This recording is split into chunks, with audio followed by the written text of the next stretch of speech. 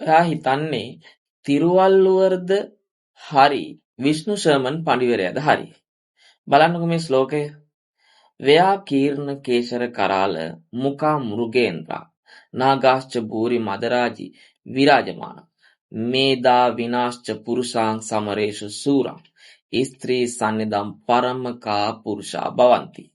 කේශර සිංහයෝත් ත්‍රිමද ගලිත හස්තිරාජයෝත් බුද්ධියෙන් අගතැන්පත් පුරුෂයෝත් යුද වීරයෝත් යන සියලු දෙනාමත් උපායශීලී ස්ත්‍රී ඉදිරියේ දීන පුද්ගලයන් බවට පත්වෙති. මෙහෙම කියන්නේ පංචතන්ත්‍රය හා හිතෝපදේශය ආදී රජුනට නීති ශාස්ත්‍රය ඉගෙනීම සඳහා ග්‍රන්ථ රචනා කළ විෂ්ණු ශර්මන් පඬිවරයා. නමුත් තිරුක්කුරල් වල ඊට හාත්පසින්ම වෙනස් අදහසක් දක්වන්නේ. අපි බලමු තිරුක්කුරල් වල මොකක්ද කියලා තියෙන්නේ කියලා.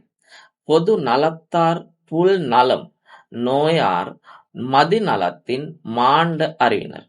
සැබැවින්ම තියුණු නුවණක් ඇති හා පතපොතෙන් ලද දැනුම ඇති පණ්ඩිතයන් සැමහට සතුට ලබා දෙන කාන්තාවන් නොසොයන.